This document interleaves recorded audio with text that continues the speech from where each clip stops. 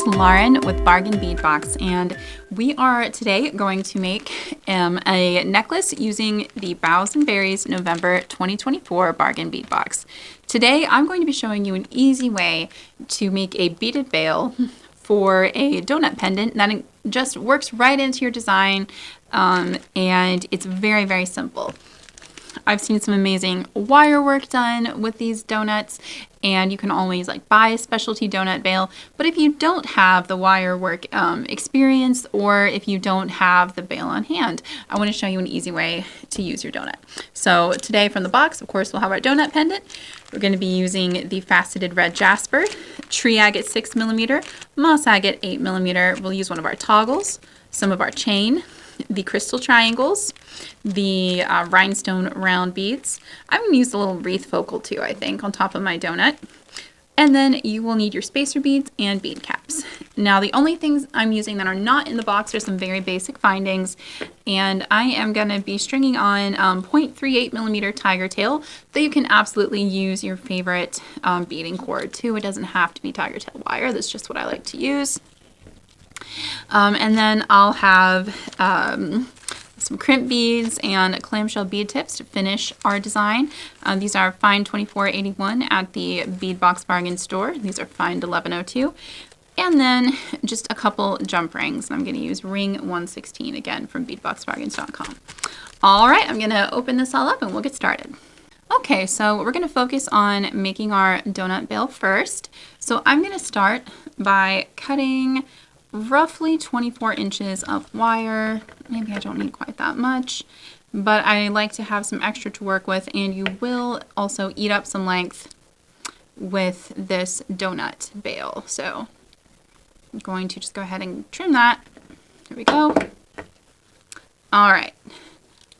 So to start with, you are going to need 27 pieces of the 4mm round beads. And this is, I played around with it, and that's about the right thickness, but you can use any kind of small bead to make this very simple veil, but you will need an odd number because you need one center bead, you'll see why in a moment, to pull your strand together with. Okay, so I am going to start out by stringing these 27 beads. And let's see here. Yeah, so this is going to be very simple. Also, I wanted to add that no matter what color your donut pendant is, they all look a little different.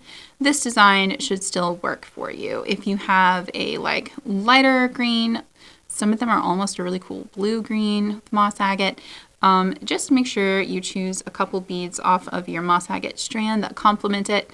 I've made this type of pattern with a lot of different varieties of the donut, and they all worked out just fine.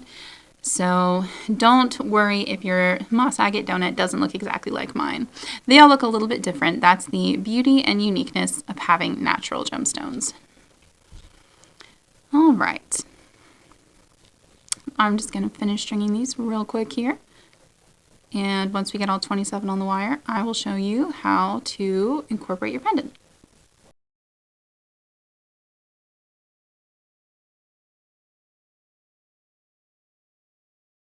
Okay, so now I have all 27 beads on my string. I've got my little wreath pendant that I'm going to sit on top of my donut here. Sitting on top. There we are. And now all I'm going to do is I'm going to take both ends here. I'm going to try to even them out. And I'm going to string them through the center of the wreath and the donut, front to back. Not that it matters with the wreath, it just matters so we go through the wreath first and then the donut. And now I'm going to start to pull the wires, and I am at this point going to make sure that I can find my center bead. So that's going to be number 14. It should have 13 on either side. That looks right. So this is my center bead. I'm going to hold on to it with this hand while I pull these strands back through both the wreath and the donut. And I'm going to try to make sure they don't cross, because they sometimes like to cross. So we're going to keep the right on the right and the left on the left. And the directions I give will be inverted because this is a video, but it really doesn't matter. It's just important that they don't cross. They are straight on both sides. Okay, so now we have our middle bead. I'm going to take my right strand. I'm going to pass it starting on the right side of the bead and go right to left like that. And then I'm just going to take my left strand and I'm going to do the same thing with that center bead, but I'm going to go left to right like so. And you do want to make sure that you use a bead with a large enough hole and a small enough cord that you can fit the strand through twice more, because it is important. And now we're just going to pull those two strands tight. And this is going to make a little wrapped double loop around our pendant. So there we go. There's our beaded centerpiece. It's going to hold the pendant nicely. We can keep on beading right from there. So yeah, no extra bails required. All right, so now we have our centerpiece. I'm going to get out all the beads for the rest of the necklace. All right, so I'm just going to do a simple strung pattern up the sides, but of course you can do whatever you want. I'm going to kind of go for like a multicolor festive look, I think. Let's see, which side? Oh, look, they came out pretty much exactly the same length. I always try to start with, if one side is shorter than the other, I try to start with that one so I don't make my pattern too long for the other side. But we've actually done a pretty good job of balancing out today. It's always nice. All right, I'm going to start with a 4mm corrugated round. And then I'm going to do a tree agate. And I think I kind of want to get some snowy colors in. So I'm going to pick a tree agate that's kind of light. Here we go. And I'll do another spacer bead. And now moss agates. And I'm going to pull in some moss agate that kind of complements my pendant. And this is a point where, if, like I said, if you've got a different color pendant, even if you have one that has some of the red and purple tones, you'll find those in some of the tree agate too, or even some of the moss agate beads. This is where you get to pick the beads that you think work best with the color and style of the natural moss agate donut that you have. And again, I'm going to go with kind of the frosty whites for some colorful accent. And I think I'm going to stick a bead cap on this one. There we go. Kind of just to define that last section. It's going to be a longer section than the others. We'll put another bead cap over here. And that will be basically its mate. So it won't be alone in the world. Like a parentheses, forever open and unfinished. All right, another spacer bead. And now I think I'm going to pull in one of these red jasper. Just get a little of that very natural berry-like red. And here's where we're going to go from the very natural stones to the bling. I'm going to do a crystal bead. And I'll do another darker one this time. Another moss agate round. And then another crystal bead. And now one of our rhinestone beads. I love these rhinestone beads. They're so sparkly. All right, and I'm just going to repeat that crystal, moss agate, crystal real fast here. And this time, maybe I'll grab a slightly lighter green, just mixing it up. Okay, and now we're going to repeat this pattern segment. So we're going to start with a red jasper, do another spacer bead, and now I'm going to do a bead cap. Let's see. Do a bead cap and then a 6mm tree agate here. And again, I'm going to pick one that's kind of a mix of green and white. And now we'll do a round, and a moss agate, and a round. Then another tree agate. I'll go for one that's a little more green than white this time, maybe. Oh, that's a pretty good mix still. It works. And another bead cap. And then I think I'm going to repeat the sparkly part of the pattern one more time. I'm going to end my necklace with chain because I love doing that. I think it looks really sophisticated. But I think I'm going to do another round of sparkles first. Make it really festive. So again, we're going to start out with that red jasper, do a crystal triangle, and the rhinestone, and crystal triangle. Oh, no, what am I doing? Oh, Oh, although I could make it a shorter pattern. Nah, I'm going to stick with the moss agate first. So yes, moss agate, then another crystal triangle. Getting ahead of myself. Always have to pattern check because my brain does its own thing at its own pace sometimes. That's okay. Oh, very easily get ahead of myself. There we are. And the important thing is just to catch any pattern errors before you have too much to redo. Okay. So I think I will finish it off with another red jasper and a round, and then maybe one final tree agate and bead cap. Let's see how that looks. Yeah, I like that. I think that's cute. And you can go on and do it longer and do the whole thing beaded in that pattern, or you do a different pattern if you want. I'll show you the first one I made with this technique. I haven't put it on chain yet, but it's a lot simpler and doesn't use the wreath. This one I wanted to make super festive. So, all right, I'm done with that side, I think. So I'm going to leave it open. I'm not going to finish it off yet until I finish the other side, I guess, and make sure that I like the way it looks together. So again, we're going to start out with a spacer, and then a tree agate,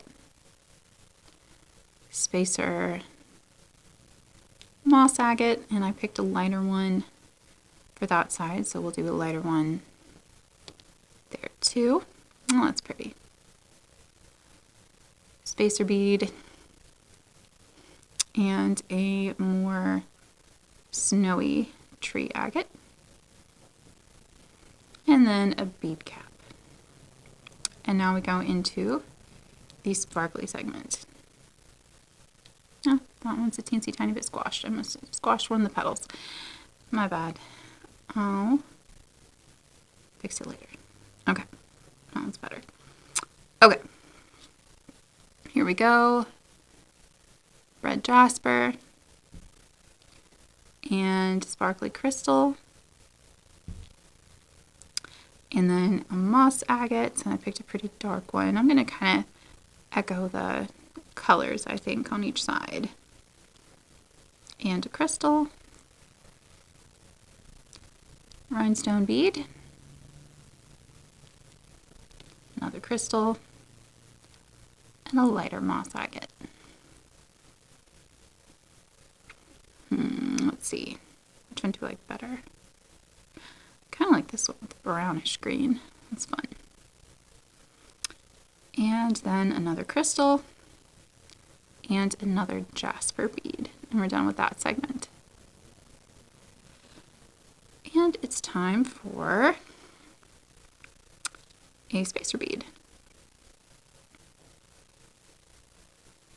And bead cap.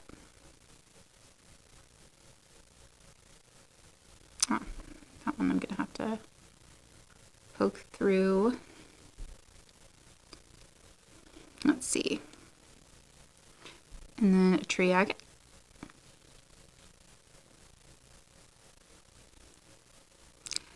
And now we do another spacer and a moss agate. Here's where we'll do that clearer one. No two are going to be quite alike, and that is absolutely fine. And another moss agate, like that one. And our bead cap. Okay. Now it's time for this sparkly segment again. I love these crystal triangles. They're just such a different shape. They bring some really fun variety, I think, to this piece. And that light vitriol finish is just so sparkly.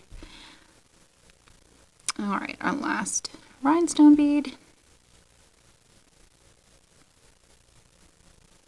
Another crystal. And another moss agate.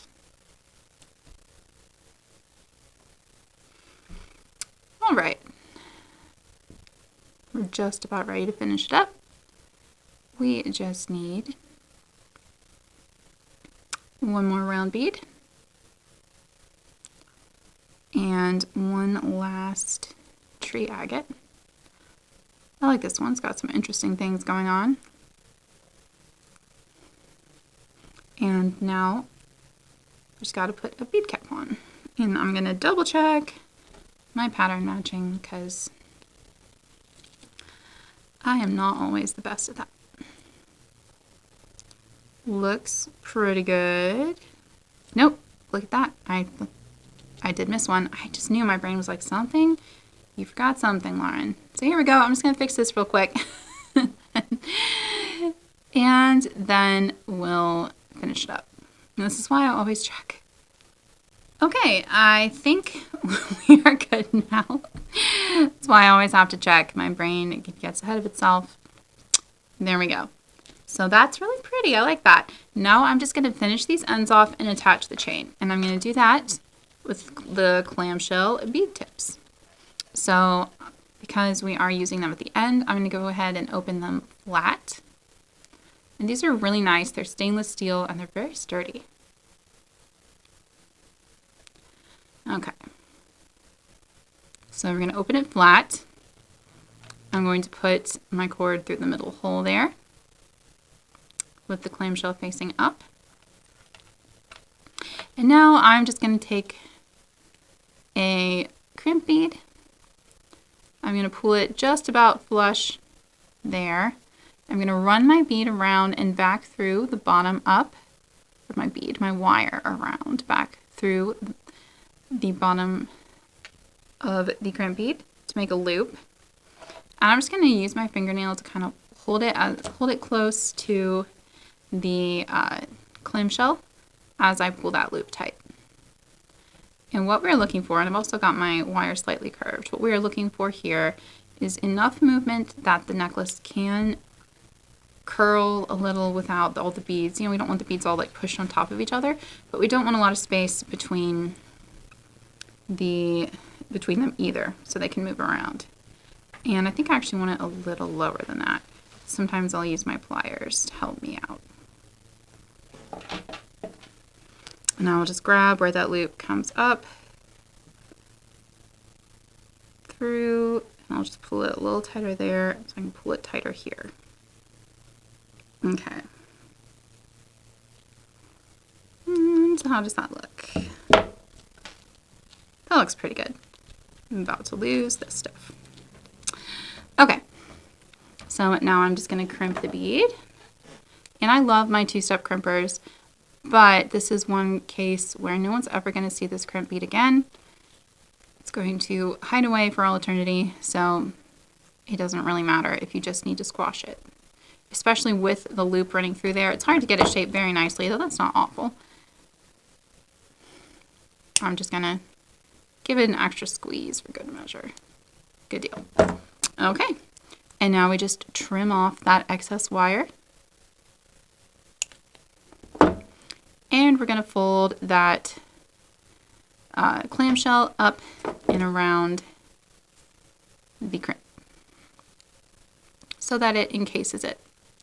And as I mentioned, this does hide a multitude of sins. So if you're not the world's most experienced crimper, it will be okay.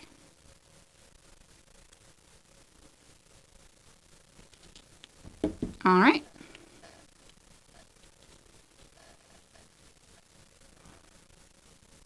Now I am going to crimp the other end. Actually, I lost a little bit of crimp bead. I might have to check on that one later. I may have squeezed it too hard. It's still holding, for now at least. Oh, and if I have to restring it, I have to restring it. All right. Could be a little gentler with the crimp this time. I think I pinched it strangely when I was shaping it. I may not even worry about shaping it. So once again, we've got that clamshell folded open.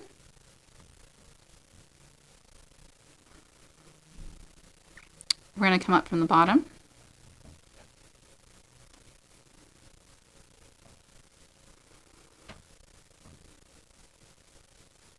And I'm going to hold the crimp kind of closely and try to keep some tension while I pull that. All right, and you've still got a little bit of movement, so the beads aren't on top of each other, but there's not so much that they're going to move all around either. Okay, now I'm just going to use my chain nose pliers to crimp it this time. It'll give us a nice secure hold. And again, it doesn't have to look pretty. Just fold it up and around and over that crimp.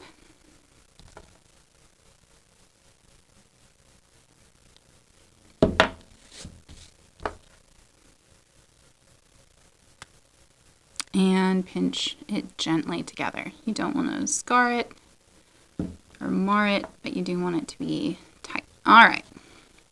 So there we go. There's the beaded portion. Now all we have to do is cut and attach our chain. Okay, so I've got our chain from this box. I really love it. I love that knurling or the knurled pattern. It really gives it so much texture and shine. So I am going to, at this point, decide how long I want to make my necklace. And I'm going to double the chain over that amount because we're going to need to cut 2 pieces. I'm going to do doubled chain. That's my favorite way to use chain. If you've seen me make jewelry before, that is not going to be a surprise to you. Okay, so I'm just gonna, let's see, I don't think these open. I think these links are fused, so I'm gonna have to cut one.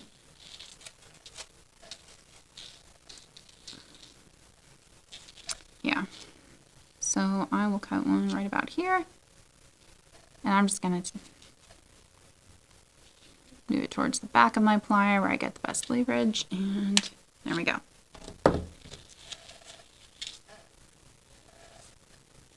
Okay, so now to find the middle of this piece, my little trick is just to take a piece of wire or a head pin and string both ends through it, which will help you find the middle more easily. Okay, and because of the way I do this, it doesn't matter if it's the exact middle link. We're just going to get close. And again, I'm just going to slide the chain to the back of my wire cutters and give it a snip. Okay, now we have 2 roughly equal lengths of chain. We're going to take both ends of one piece, and we're going to attach them to our necklace. So we're going to string both ends onto this jump ring. And you can use a smaller jump ring if you want. I like this size because it's easy for me to work with on the table. I gotta say, making jewelry down here this far away from my face is a very different ball game than making it at my table where you've got like magnifiers and fun things. You can do this. Yeah, it's a different game. So I use larger links sometimes than I would at home. Okay, now all we have to do, instead of putting the chain through or putting your jump ring through a specific loop, I prefer to just let it move freely. So I'll just set the whole chain through here and it'll kind of like naturally find the back of it. And it saves you all the trouble of having to find that exact middle link and have an exact middle link, and it's just easier. And we're going to go with efficient over lazy. I think efficient is the better term there. At least that's my story. All right, going to close that ring. And there we have it. There's one side. We're just going to do that again over here. Take our jump ring. Don't need to anymore. Run it through both of those loops on your neck, clamshell bead tip at the end of your necklace there, and then just attach both the links, both the end links of your chain. All right, see if I can close this without dropping it. The rain's picking up. I don't know if it'll come through the mic or not, but It's kind of soothing. It's a very gray, rainy day here. It's a good day to bead. Okay, now we're just gonna untwist this. Put the jump ring, put it in the whole chain in the middle of the jump ring rather than going through a specific loop. Have to try not to catch a loop. There we go. And now the other clasp half. And you can use any kind of clasp you want for this. I'm just using the toggle that came in the box because I like it. And I made mine pretty long. You can make it any length you want. It is totally up to you. All right, so there's our simple beaded holiday necklace.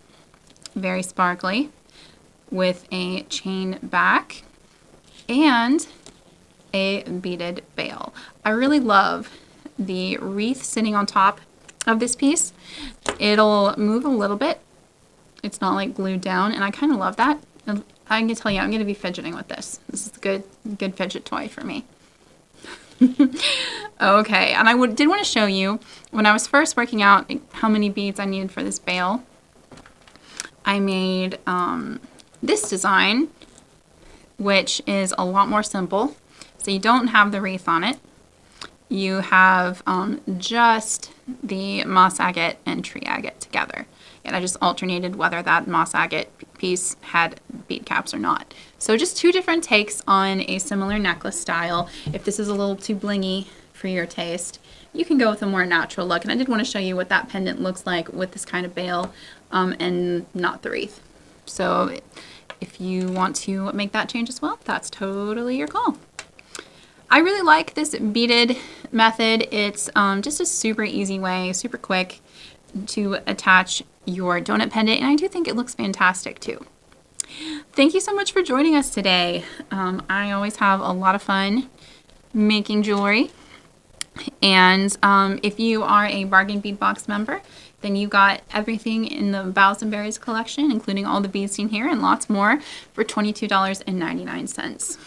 If you are not a member and you would still like to purchase this collection, we do have a small number available at our sister store, beadboxbargains.com, for $32.99, and that still includes free shipping in the USA. Our box members get free shipping as well, and it's over a $97 value, so it's a great deal either way. You can also, if you would like, sign up to get future boxes for the lower member price of $22.99 per month. Right now, we are accepting new members for December, so if you join us now, your first box will ship by December 10th. All right, thanks again, y'all. I hope you have an absolutely wonderful rest of your week and a great rest of your day. As always, happy beading.